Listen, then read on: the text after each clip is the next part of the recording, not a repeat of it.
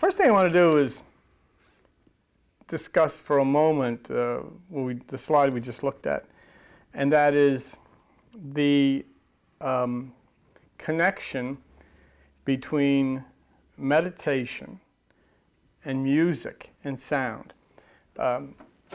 Here, when we have meditation, we play music for a few minutes, and then that's complemented by sound. Excuse me.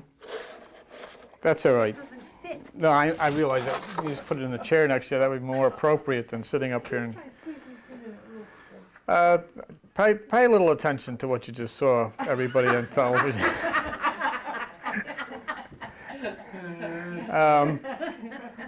But anyhow, we found it's very important to have music in meditation. Now, the earliest confirmation that I felt was fairly strong, and although it's difficult because it was at an unprovable stage, was in the teachings of Buddha, who said when his monks asked him, what is the easiest way for a person to reach nirvana? That's that higher point of consciousness. He said sound. And the Bible is filled with admonitions, especially in the Old Testament, to make a joyful noise to the Lord, play on the trumpets, play on the harp, play the drums, and all of these things. And nobody, it always, whenever I see anything in the Bible or ancient scriptures, to me the first question that jumps out is why? Most of the time we just do it. They have a gospel group where they play the drums or trumpet. Nobody, why? Is there some man in the sky, who's, likes to tune in the music? Well, if there was, the music that we play, for the most part, in religious terms, he would tune out, at least after a while. But there's a much deeper reason. When you see things in the Bible that say play the trumpet or play the drums or play and make a joyful noise, there has to be a deep reason for that. Traditionally it's been, especially in this country, people sit in silence in meditation. It's wrong. It's really wrong. First place, most people, even though they won't admit it, are entertaining themselves. When you sit in silence, your mind will explode in all types of scenarios, and you'll be on all kinds of trips and see things and so forth, which is counterproductive. The music not only helps to eliminate many of the thoughts, but in addition, the music opens gates. It actually changes the nature of the brain, which is the filtering system and coordinating system for the thought patterns and opening new thought patterns and so forth. So meditation with music is extremely important. And then, you can complement that with silence. But the sound is very, very important. There are several people that I would recommend as purists who have produced beautiful music, which not only is complementary to the ear and to the emotions, but also skilled to change brain patterns and waves and so forth. One is Kitaro from Japan, and the other one is Vangelis from Italy. And both of these I would highly recommend if you wanted to find music that is especially written for meditation. But let's look at documentation of this from USA Weekend. And if you look here in this paragraph, these are University of Texas Health Center at San Antonio. So this isn't any kind of New Age stuff or anything. Music is processed in more regions of the brain than we ever imagined, says Joseph Roshacker of Georgetown University. Music is a great example of how different parts of the brain can act together. It's worth studying because music can have a profound, even physical effect on the brain.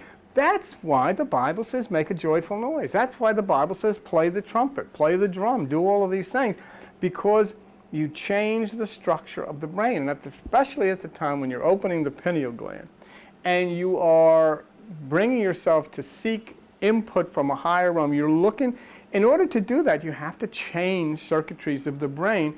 And here are university professors telling us that music is capable of doing that. Gottfried Schlag at Beth Israel Deaconess Medical Center in Boston, music actually may affect brain size. When he compared the brain scans of 30 musicians with 30 non-musicians, the corpus callosum, the thick cable of neurons connecting the brain's right and left hemisphere, was larger among musicians. So, I mean, you know, you have two things here you have to be concerned about. One, okay, so the musician has this better equipped brain for meditation, but if they're not into meditation, then, you know, no big deal. Now, most people are into meditation and yet do not understand the connection with music. Michael Taub, director of the Center for Biomedical Research at Colorado State University. Music is hardwired into the brain. We're only now realizing how important it is to us.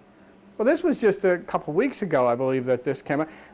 But, you know, for us here, it hasn't been, we're just realizing it's been a long time. 15 years, I guess, we've been doing this, okay? Which is, you know, really good. And down all the way here, a new study of people with Alzheimer's found that music helped them sleep better. When the patients played drums or sang along with songs, their serum melatonin levels skyrocketed.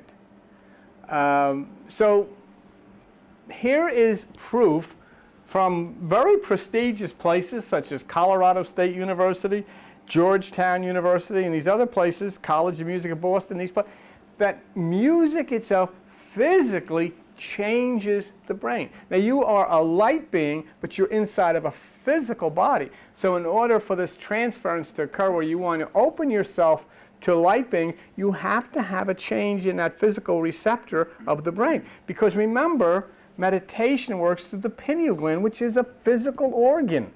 It is a thing. And it opens and it closes. But you as a light being inside of the body, open it and close it, and then attract the light. But the scriptures is telling you a joyful noise, trumpets, bells, and all of this business. And here you have the documentation from leading prestigious universities in this country saying to you that music is hardwired into the brain. Music can change, actually, the structure of the brain. So that is why music is so important from a meditative or spiritual standpoint. It's something that, you know, we really, really should understand. And so even, you can take that down. Even if we're, you know, into meditation and you're watching this on television, you can't come here or whatever, meditating in a room or wherever, in a dark room, put your tape on. And I would suggest that you try to find tapes that are specially geared. And it doesn't have to be, you know, just something like that, because that kind of constant one droning note will also introduce thoughts into your mind. You get bored with that.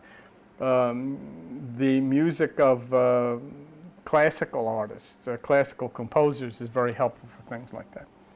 But last week, we went into a discussion relative to, you know, our favorite subject, which we, you know, really now have to start moving away from.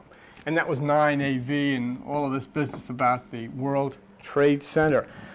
What I think we have to do now is we have to start to look at this as an event that occurred, which is the World Trade Center attack, and then start to say, well, you know, with this tremendous change that has impacted the earth, how does it coordinate with the celestial bodies, you know, planets and so forth that we've been studying, such as Zeta? And then God, what is this? Because we hear so many people saying, well, you know, God bless this, and God wouldn't do this, and then the attackers praying to this thing. Well, what is, I mean, did this God allow this to happen? Did this God ordain this to happen? Well, we get into thinking things like this when we consider that this God is a man in the sky. A man in the sky who, you know, actually involves him or herself or whatever it is into the types of things that we feel are important. I'm going to show you something very, very interesting about this in a little bit, about God bless and so forth. But anyhow, we have to start now moving in a pathway of getting God, what we call God, involved in the consideration of all of this, the movement of planets and the alignment of planets and different heavenly bodies that we've been discussing, plus the event, the attack at the World Trade Center, and 9 AV, which is the Jewish time of destruction. In fact, I sent another letter yesterday, being frustrated that the FBI did not seem to jump up and down over this discovery. I sent a letter to the CIA. I said, you know, your friends don't seem to be, and I'll show you why I did. I can't help these things, you know. I mean, I sit there and I see things, news articles, and then I say, what the heck is this? And so I start writing a letter off, and I'm telling these people at CIA, you know, you people are stupid. You're not thinking right. Yeah. I'm sure there's some guy in the other one. Oh, here's another one. But anyhow, the 9 AV we have discussed and discussed and discussed because of the implications for your safety. Not only for now, but for next year. The implication of two numbers, 9 and 11. Now, we've gone over and over and over the fact that in Judaism, in the spiritual Judaism, they operate on a lunar calendar, and it's 9/5, really, and not 9/11. But on the solar calendar that we use and the world uses now, 9 AV is 9/11, 9/11. And so then, my concern and concern for your safety was built around the fact that religious fundamentalists, who were the people who attacked the World Trade Center, were deeply aware that in Judaism, this Tisha B'Av, or 9 AV, is a time of destruction and commemorates serious destructive times that Jewish people and the Jewish cult, if you would, has suffered during the time. And we've gone over this. The lunar calendar, it's 5, but in the solar calendar, it's 11. And right now, it's an interesting time because, you know, you have all of this FBI and everybody's warning and so forth and so on. And the 11th month is upon us. Authorities warning us of imminent danger. So, you know, when you get into mythology, mythological ways of writing, metaphysical ways of writing, symbolistic types of things, you know, it takes all kinds of turns and changes. 11/9 would be a day that would concern me, November the 9th. November the 18th would be a day that would concern me because of the 1 and 8 equal 9, and so you'd have those two. November 27th would be a day, because here, once again, you have 9. So you have any combinations of 9, 11, 11, 9, and so forth and so on, simply because of the fact that the people that are doing the destruction are deeply involved in this religious stuff. And they know about all of this. And what a way they could start moving in a coded fashion with all this and fulfill, because they think they're doing this for God. So then wouldn't it seem reasonable if they feel, well, if God is destroying all this Jewish stuff on 9/11, then let's do it on 9/11 or 11/9 or whatever. So is anything going to happen? You know, in the back of my mind, I kind of think no. But you should be careful. And I wouldn't breathe a sigh of relief when November's gone away, because there'll be a September in 2002 and another September 11th and possibly something in September on 11th Street. Or 9th Street in November. Something on 9th Street. I mean, they just had the big post office was in New York, was hit with the anthrax thing, was on 9th Street. 9th Avenue. 9 AV, right? Who knows? So you see where I'm coming from. And the government is making a very big mistake because they're not thinking in the symbolic world. They're not thinking in the world of religious spirituality, metaphysics, mythology. They don't understand that. They don't think that way. And yet the people that are on the attack are thinking that way. And last week we discussed the attack against the Jews that happened in England and is part of the annual mourning. And real quick, I'll just show this to you because it's just interesting. We just review it for a second. But there's Clifford's Tower. There was a massacre at York in 1190. The Tower, York's medieval castle, the most horrifying event in the history of English Jewry. March 16, 1190, the small Jewish community of York gathered together for protection inside of the tower, and they all got killed and were massacred and murdered. So you had an anti-Jewish massacre at the Tower of York in 1190. And here, last month, you had an anti-Jewish mentality attacking a tower, the Twin Towers, and causing a massacre in New York and 9/11. It's curious. It's very curious. So is it a coincidence? Is it an anti-Jewish attack, a massacre in York in a tower? And then what we saw here, is that a coincidence? Or is it this? Look at overhead B153. Could it possibly be this? And that is the book of Ecclesiastes 1:9. The thing that has been is that which shall be. So we're repeating that which is done is that which shall be done. There is no new thing under the sun. Is there anything you say, this is new? It's already been of old time. And so is that possibly, it almost seems as if each generation plays out some form of the same drama, like we're actors on a stage. You can take that back. And if there is no new thing, how important then for us to consider the things that have been? Nobody would ever pick that up and say, hey, there was an attack in York at a tower in 1190. You say, well, nobody would ever. Why wouldn't they? Why wouldn't the CIA or the FBI or all these groups have people that are skilled in understanding things that happened? Because the entire religious war that you're involved in right now is a conflict between Islam and Israel, the Jews and the Muslims. It's always been that. We're in the middle of it because we've taken sides. But I mean, why wouldn't somebody be skilled as an advisor to these investigative bodies to show them, hey, look at this. This is interesting. Oh, yeah, look, we had a tower in York. Now, we have twin towers in New York. That was already attacked once. Remember? What was it, a couple of years ago?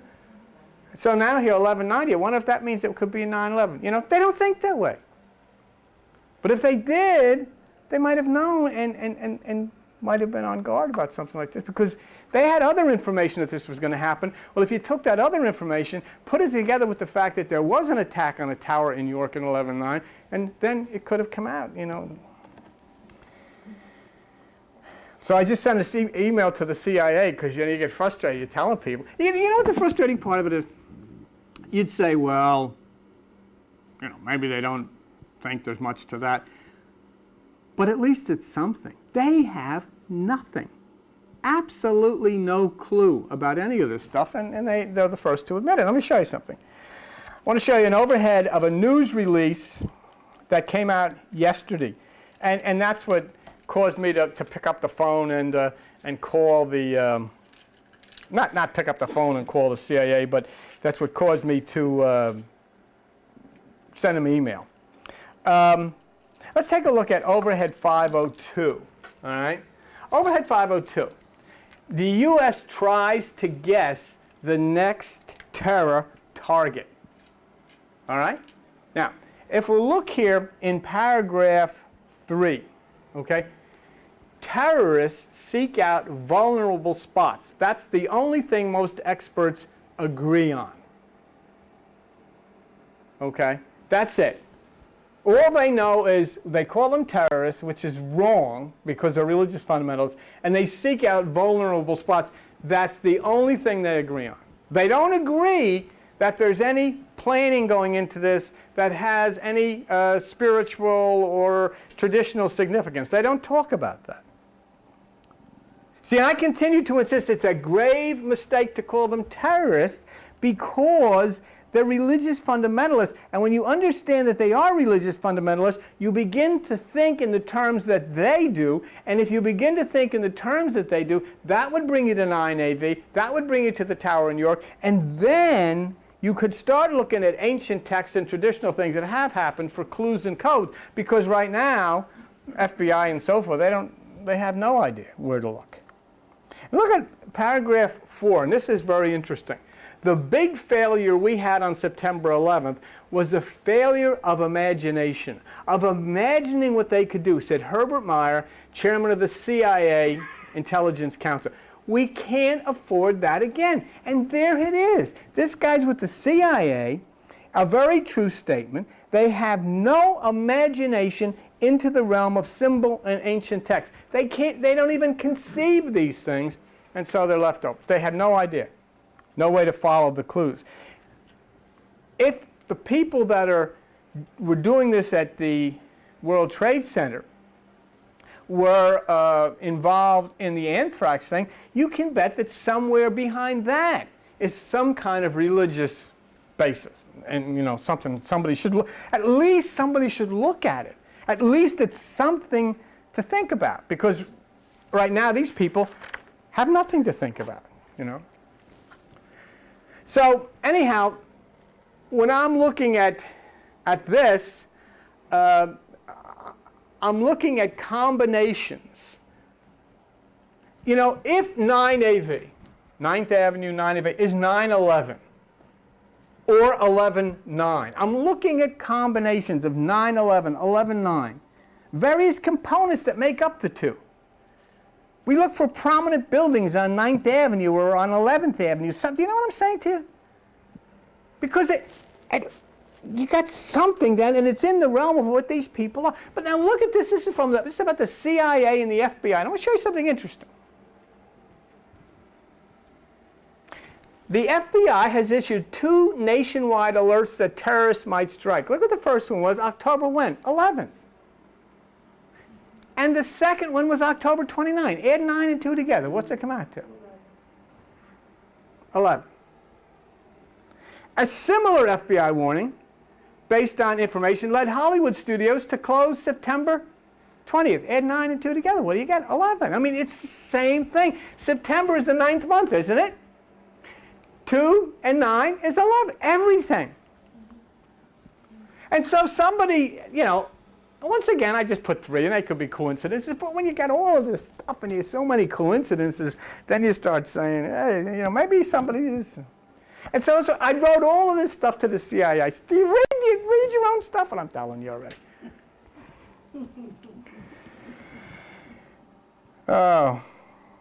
But at least these people have absolutely nothing to work with, and you're giving them some kind of a basis. At least they could set a little, you know, room next to the water cooler and put somebody in there who might read this stuff. Now, you can take it down. We have something to consider here. The FBI, the CIA, the president, and everyone else admits they have nothing. But what do we have?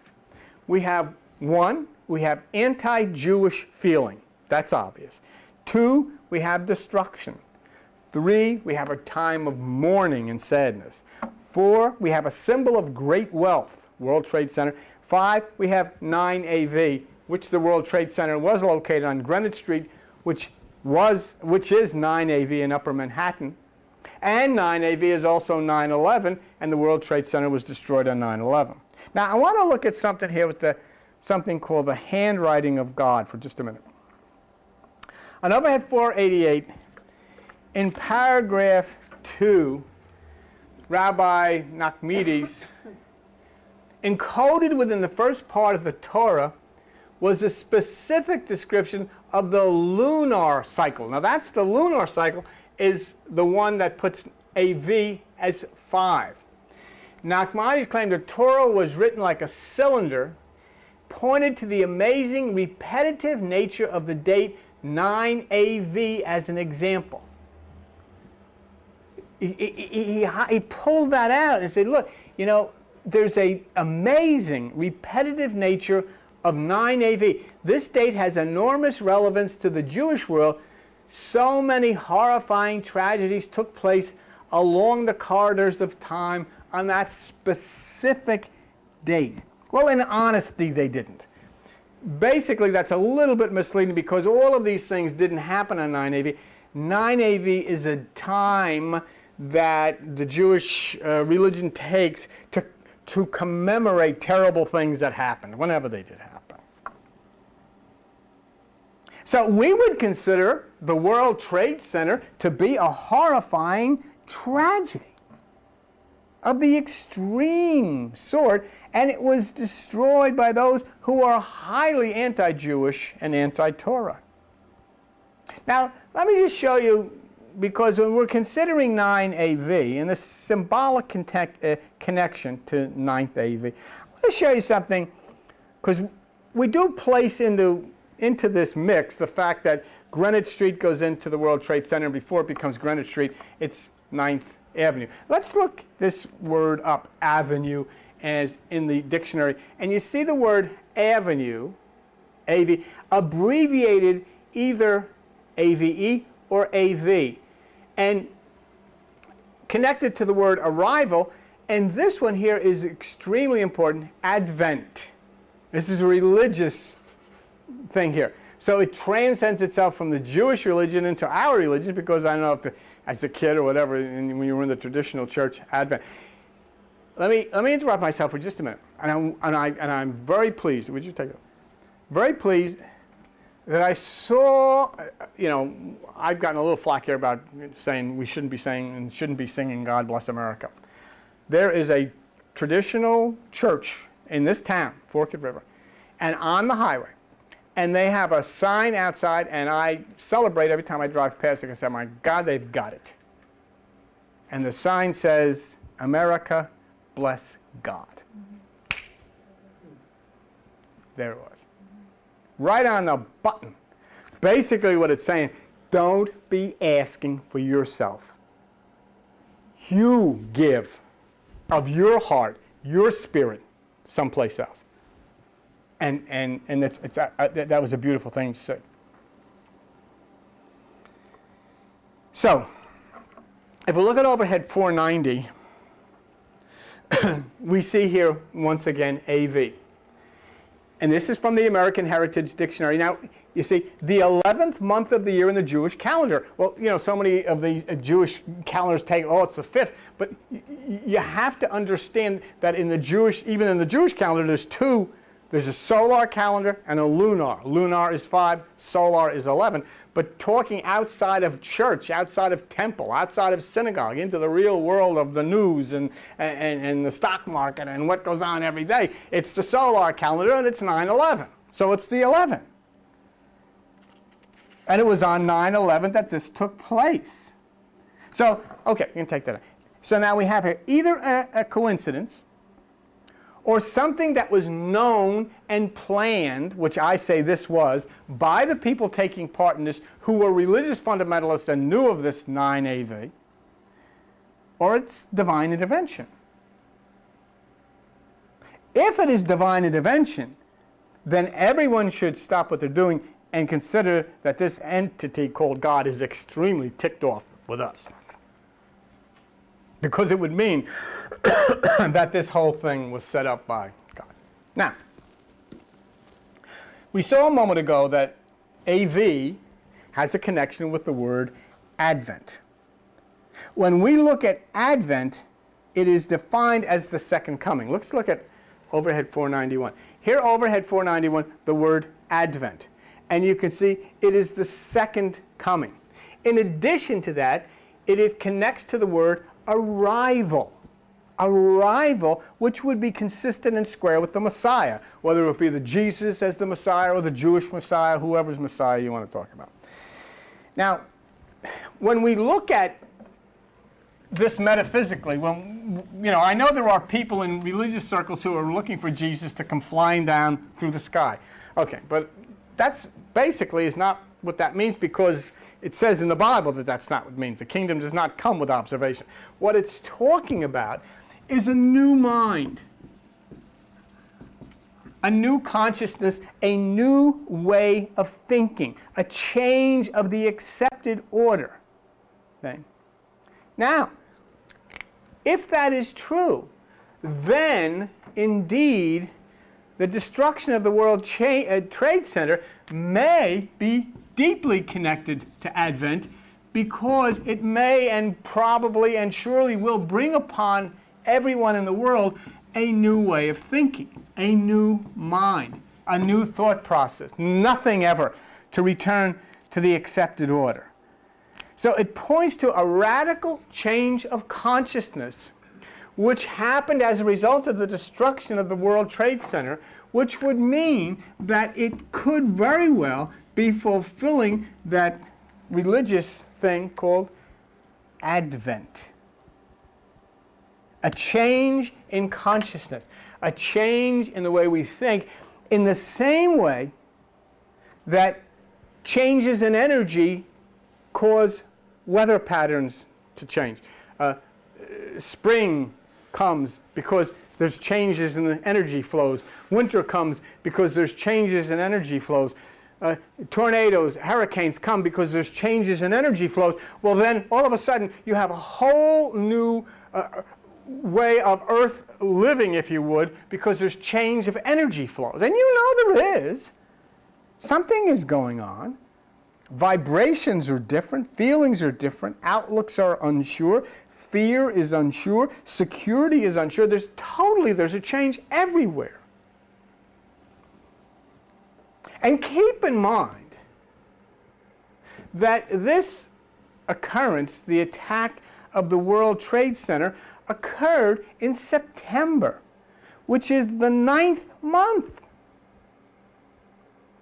And the 9th month is the time of Virgo, the Virgin, giving birth to the child, which is the new mind, the second coming, the arrival.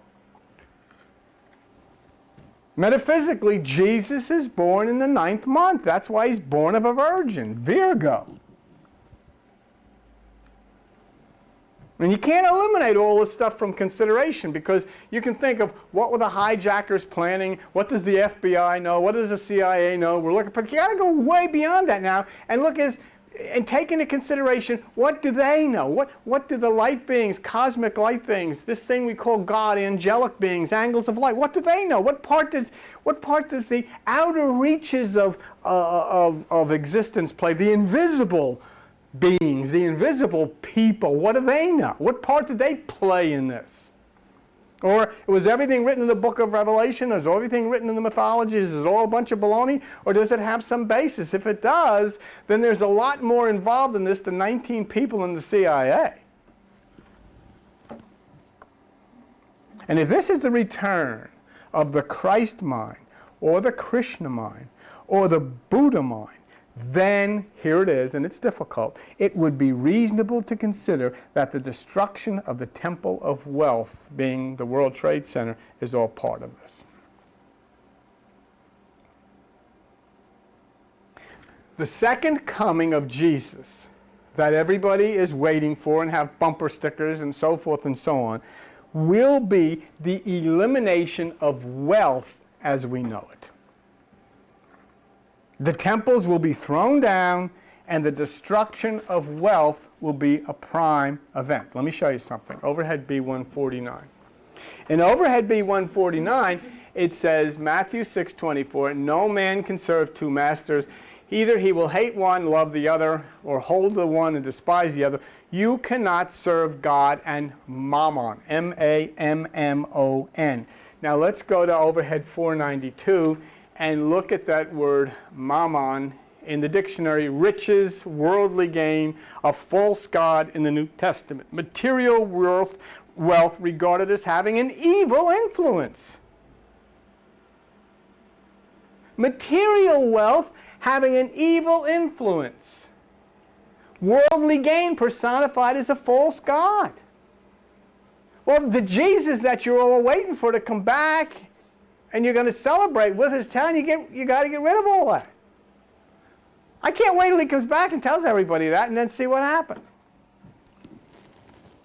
Remember, the first traditional 9 AV in Judaism, it didn't happen. The first traditional 9 AV was Moses coming down from Mount Sinai with 10 commandments and then breaking them because he saw the people worshiping the golden calf, which is metaphysically a symbolic reference to being obsessed with wealth, money, things. So the second coming that so many people profess to look forward to is biblically a time when wealth and worldly gain are thrown down. And nothing was more symbolic of worldly gain than the World Trade Center. And a very interesting thing happened last week. I don't know if you were paying attention to this. But they stopped the cleanup and had guards and police and military at the World Trade Center as they took out millions upon millions of dollars worth of gold bars from out of the basement. It really was the golden calf.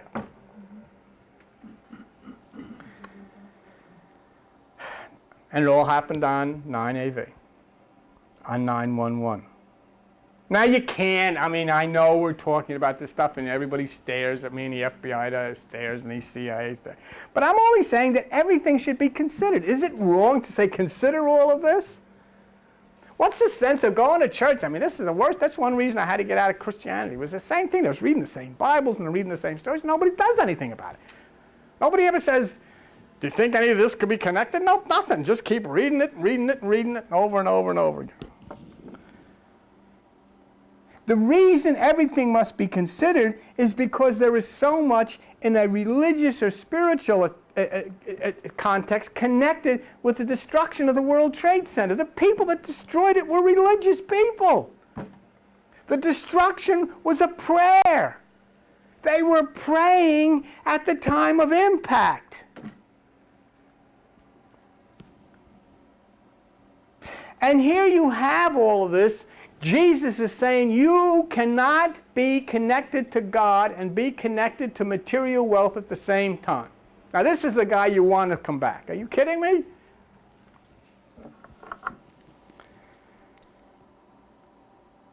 Jesus is not comfortable with possessions or money. You can take that down. Did you understand that? Jesus is not, the whole thing in the Bible was he didn't have nothing. This was the story. All he had was sandals and these funky people he hung around with in the woods. And he's not comfortable. Now, I'm very comfortable with it. And so are you. Come on, be reasonable. You're very comfortable with it. Money, things, it's good. He doesn't like it. So what do you want him back here for?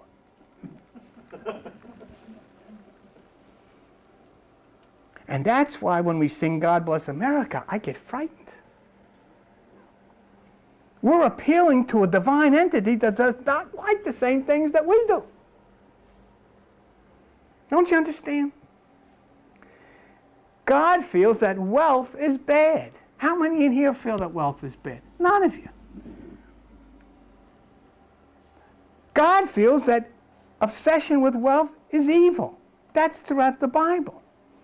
And so when you say, God bless America, God bless America, this could well be a feeling that God would say, I'm going to bless them.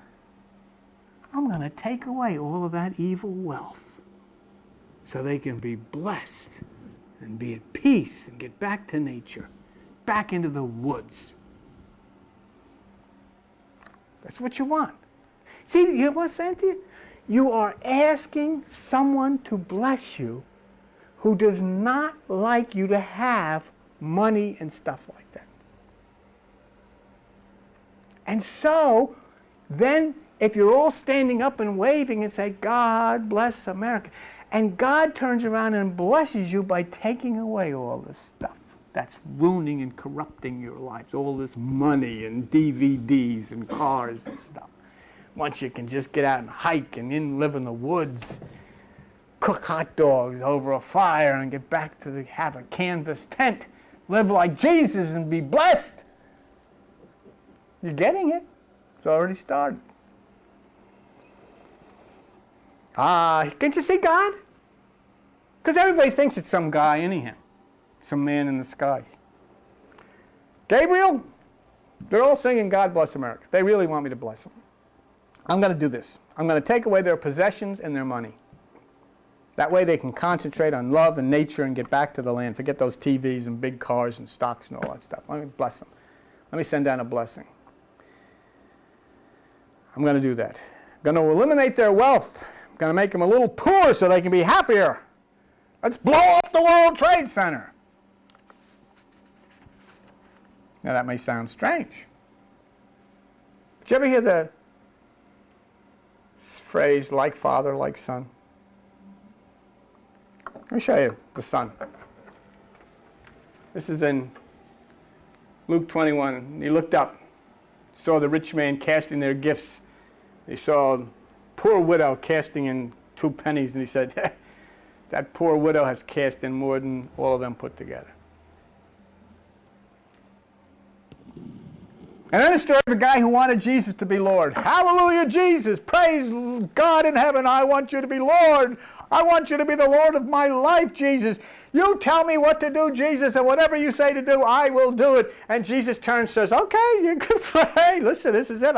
You only lack one thing. I want you to sell everything you got, distribute it to the poor, and then you're going to have treasures in heaven. Come and follow me. And the guy turned around and said, are you kidding? Get out of here. And you know the big funny thing about all of this? Every born-again Christian would say the same thing. Get out of here. And you know what they would all do? They'd all go to church and ask God to protect them from this long-haired lunatic. Huh? If someone named Jesus comes back and talks like that, you can follow me if you sell everything. Think of what you got. Your house. Now remember, when you sell your house, whatever profit you get, you got to give it to the poor. Your cars, all your stuff, and all you're allowed to have is what you're wearing today. And even some of that is too nice. And then you go in the woods and wait, and he'll meet you there. Now this is the guy that you want to follow. You can take it down. If someone like Jesus was to come back and talk like that, people would call him a communist. And they'd go to church and say, God, protect us from this evil. So what I'm showing you is that the building known as the World Trade Center and what that represented was not something that the Bible would consider to be good. Was not something that Jesus would consider to be good. And God would then consider that a blessing from him to get rid of it. There's your blessing.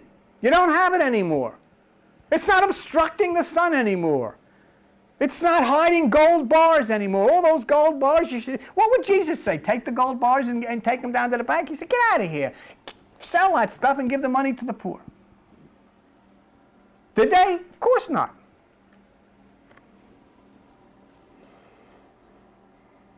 Of course, innocent people were killed in that, and God would have nothing to do with that. But we're talking about anti-Jewish hate, and 9AV, the word Advent, or Second Coming. I'll tell you right now, if there was no one in the World Trade Center, Jesus would have been the first one to bring it down. How do I know it? Look at overhead B 151. And as he went out of the temple, his disciples said, hey, look at the buildings here. Look at these buildings. Look at that. There's the statue. There's the World Trade Center over there. And look at the Empire State Building. Hey, Jesus, did you ever see buildings like this? And he turns around and he says, I'll tell you something about these buildings. There's not going to be one stone left upon the other that shall not be thrown down. Is the guy you want to come back? Are you asking this guy to bless you? What a surprise.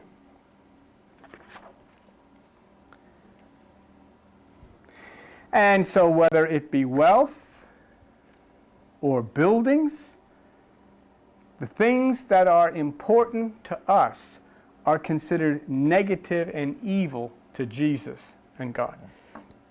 That is why I cringe when I hear people say, God bless America, because I know what he's going to do. He's going to bless you by taking away all of your toys. So you can concentrate on loving one another. Remember something. You sing God Bless America. What you consider a blessing and what God considers a blessing are in no way similar. For as we can see, God's response would be, sell all of your national riches and give the money to the poor. Then you will be blessed. No one does that. No one ever has done that. So when you see 9th AV, anti-Jewish hate, destruction, you wonder just what side God is in all of this. Keeping in mind that the hijackers prayed constantly for God to bless them with a successful mission. That was their prayer, and we showed it here. God, bless us so that our mission is successful. And guess what? Their mission was very successful. You take down the World Trade Center in 1 hour, you had a very successful mission. And so I ask you, since they prayed for God to make their mission successful, and since their mission was very successful, does that mean that God was with them? Oh no, that's a blasphemy to say it. It's not. And now that we know how Jesus feels about you not having any money and not owning anything, are you sure you want him to be involved in all of this? Are you sure you want him to be involved in your life? And you know, sometimes you stand back and you look at all this stuff and you say, well, what are you trying to say? Jesus is no good? No, it's not trying to say that at all. It's trying to say that what you have in the planet Earth are cultures in which the rich countries, nations, accumulate more and more and have never been able to deal or correct the fact that so many on the planet Earth that are created by God are living in filth, are covered with all kinds of disease, and are starving. 30,000 kids starve to death every day. And as they starve to death, the ones that are munching on hot dogs and chocolate cake and all this good stuff that I love too, are singing, God bless us, give us more cake. And obviously, God's saying, you had enough cake. And now you have to start thinking about everybody else that has nothing. And the blessing will come when you do as the church out here says, when you start blessing God, when you start giving from your heart. And that means not you as an individual. I'm not saying you have to sell anything or give anything. I mean, it's, you know, I know what it's like to live in a society and survive in a culture like this because it's so distorted. But it's talking about the cultures themselves. The Bible refers to them as the kings of the earth, governments, have to turn and start looking at worrying about not whether missiles can be made or whether rockets can go up or whatever, but worrying about, first of all, whether children and elderly and other people are fed and have a decent place to live. If you don't worry about that, then it's going to be constant horrors. And what we have seen forever and ever and ever, there is no reason why every human being living on the planet Earth should not be having a lot of fun and a great time. There's plenty for everybody. But unfortunately, too many of the cultures have chosen to hold what they've got. And in addition, as you hold what you've got and the people continue to starve and live in terrible conditions, the animosity just generates and builds and builds and builds and builds and builds into violence. You cannot live like that, and that's what God tried to share, and that's what Jesus tried to share. So, God bless America. God will bless America, but remember the blessings will be on God's terms, and you will probably not like the result. But continue to sing.